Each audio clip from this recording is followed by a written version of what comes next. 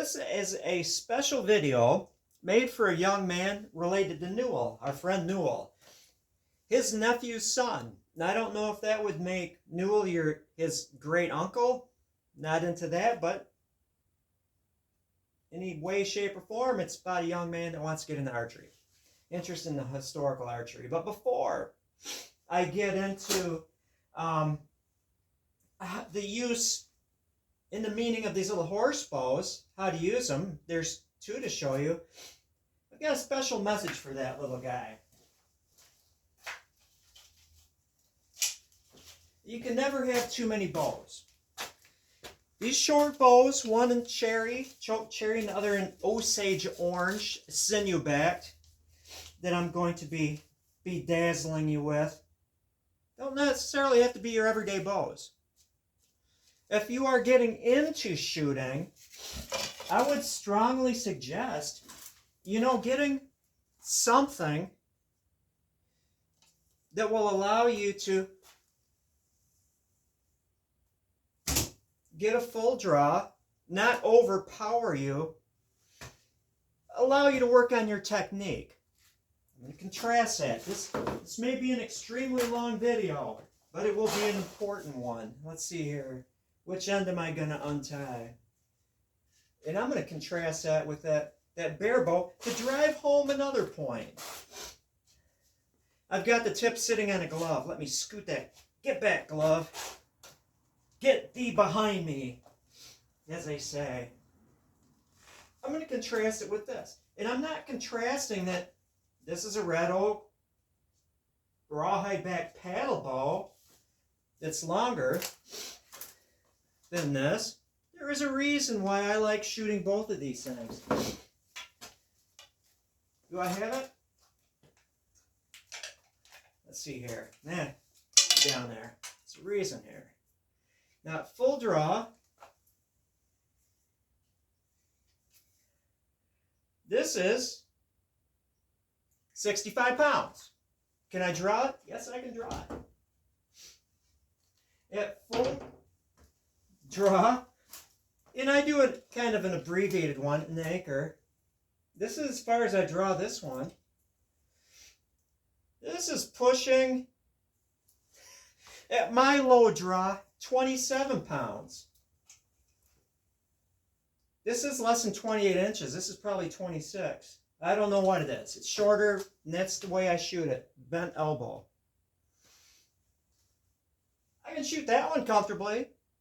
But I like this because I can just practice for hours, literally hours, not straining, not pulling hard, but working on my form. And I've shot a bunch of times in my life. I'm nigh on 150 years old. But still, I don't want to dry fire this thing. But it takes a conscious effort to work on a nice release. And I don't have to worry about weight with this thing. I'm not struggling with it. So ask your dad to get you something that'll give you a full draw, that it's a comfortable weight, that you're not struggling. I know it's the guy's prerogative. If a little is good, more is better. But in this case, it's nice to have a lightweight bow so you can concentrate on your form, and the weight of the bow is not even there. It might be in your case, a 20-pound bow, but so be it. And for practicing, if you're starting out, again, this is why this might be a long video. I'm just carrying on a conversation here. Let's see, 1, 2, 3, 4. I'm probably 5 yards away from that target. I'm not straining.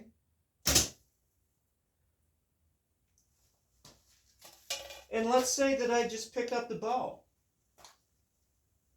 I'm going to not try to hit my arrows.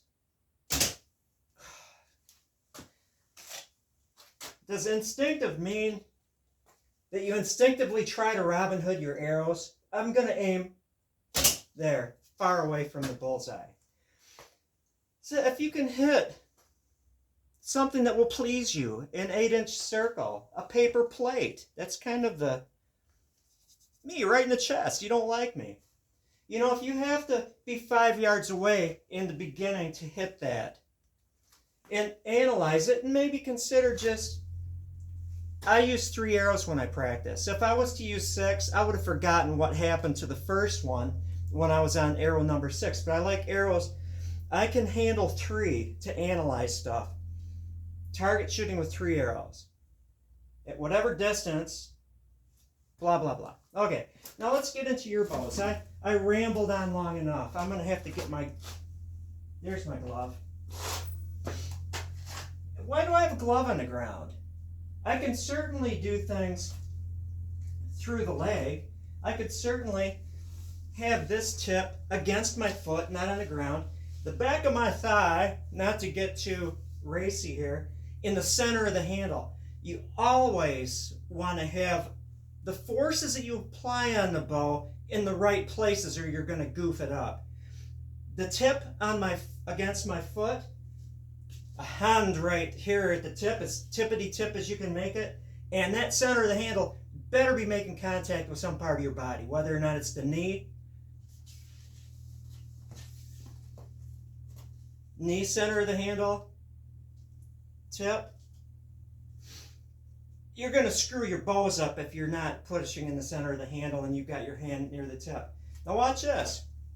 My big crossbow, 120-pound bow that I can string and unstring. I can't pull it back, but my arms are almost straight and I'm using my weight to bend things.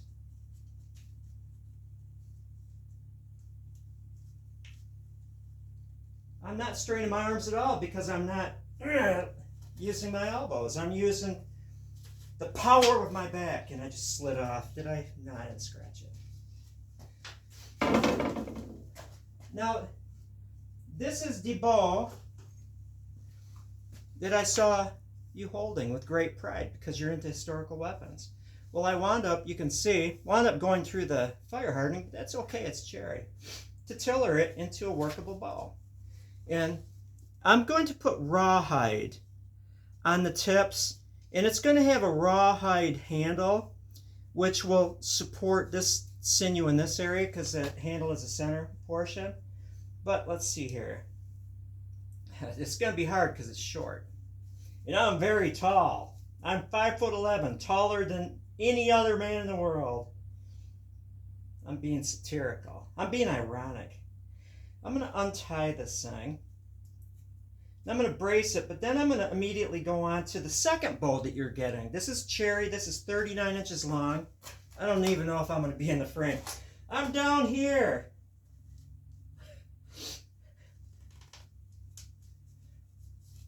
Yeah, that'll work. I'm down here. Can you hear me? There. Short brace height. Now I'm going to talk about that. But first, I'm going to coin a phrase. You've never heard this before? I just made this up. It's called user-friendliness. That's right, I'm copywriting that. Just like Paris Hilton was going to copyright. I'm a dork.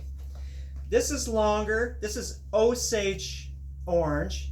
It's sinew-backed, and it's got rawhide and paint on it. You're into historical bows? Oh my gosh. If I was you, and these things arrived in the mail, I would just be, no matter what else happened in my life, I'd still be happy. Knee in the center of the handle, because it's got a loop, and it's got regular string grooves. User-friendly.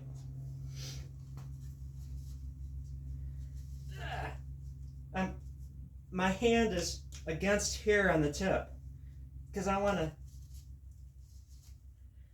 probably don't even need to mention, don't pull it back without an arrow and let it go.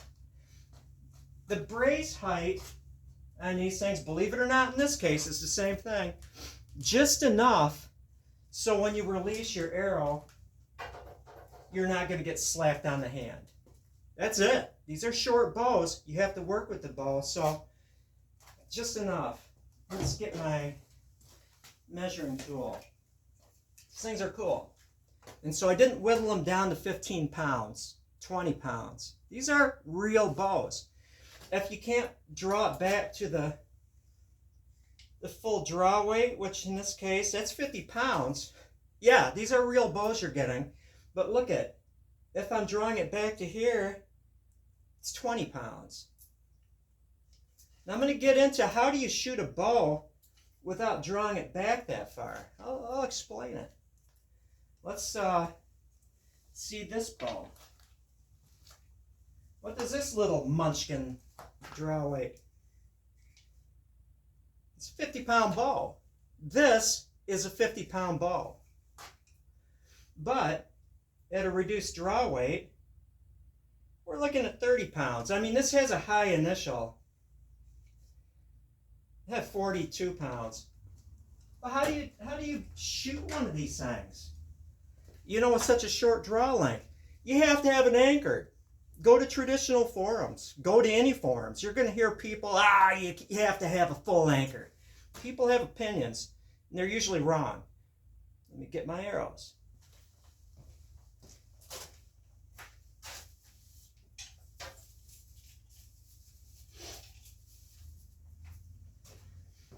I did another video before this one. Same topic, right? Same everything. I had to repeat it because the garage door was up and the light was coming in and you couldn't see anything.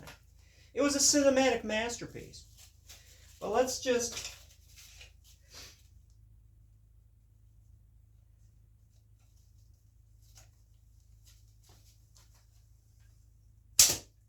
I just hit my little piece of paper that's this big with that. And how did I do that? Oh, gosh, I'm going to hit my arrow again. Missed it by an inch. I'm sighting down the arrow. When I was tillering this thing, believe it or not, it is the truth. I'm not lying. At 15 yards of this thing, I hit an arrow with another arrow when they were all in my 8-inch circle. Same with this one, which has a longer draw length. Yeah, string's small for them. I'll pick that up and redo it.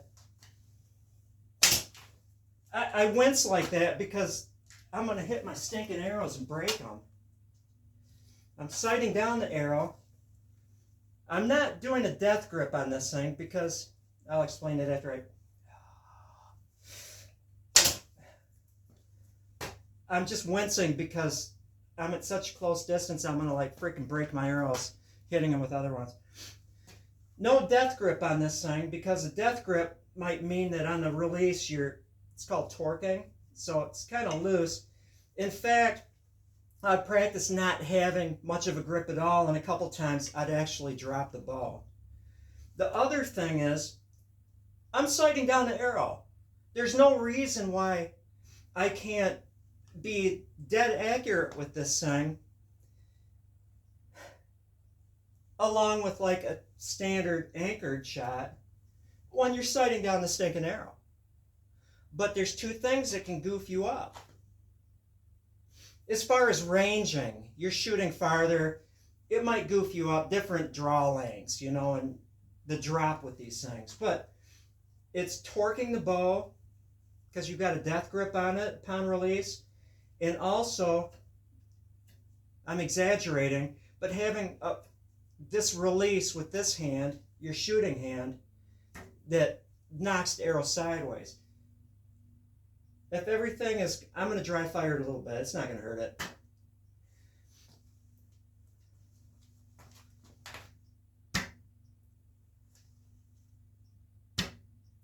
You're not seeing the bow go like this because practicing the release.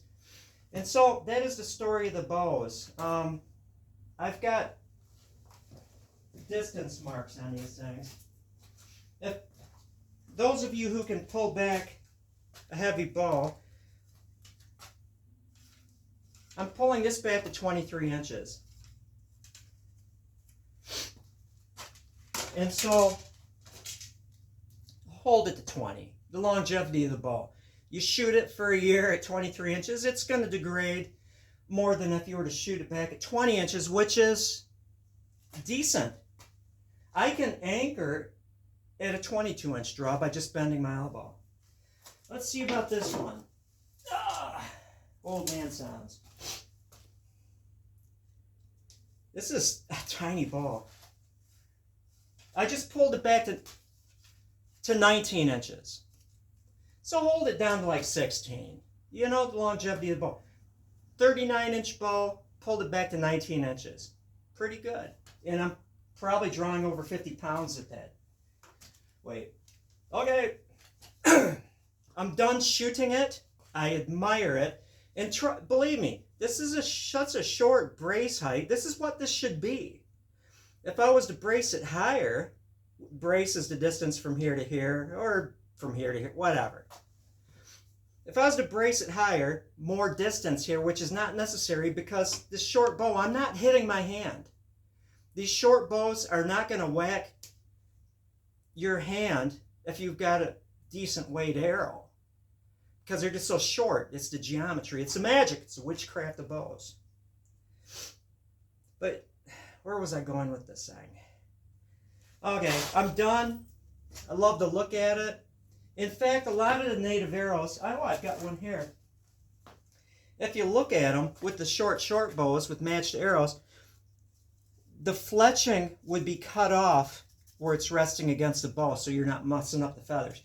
The feathers would be feathery here, nothing, then feathery in front. Just hit another arrow. Anyway, you're done admiring it. This doesn't have a loop, but it works the same way. You pop it off. Let it rest. Same way with this doohickey. I'm done shooting it. This is more user-friendly. Knee down there. For one thing, you don't have to go way down. Point. That's resting.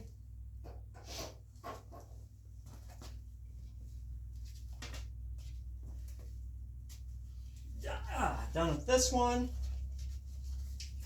That's at rest. Heavy boy. And this one, depending on who you talk to, they say you never have to unstring these things. I do. I'm so used to that stuff. Well, I cannot mail those out today. I can probably mail the 2 bows out tomorrow. What arrows do you use?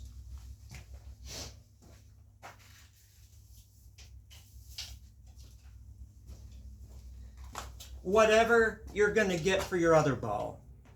You know, generally speaking, the arrows for those bows, actual real historical arrows,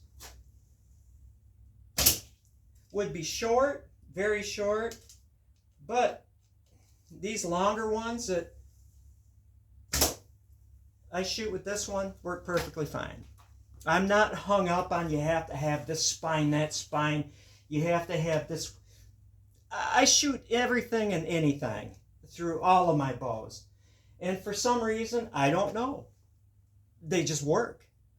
Of course, if I was to shoot around with this bow at 20 yards, and I was to get that paddle bow and shoot it at 20 yards immediately after this thing, they would all be to the left. You just have to compensate.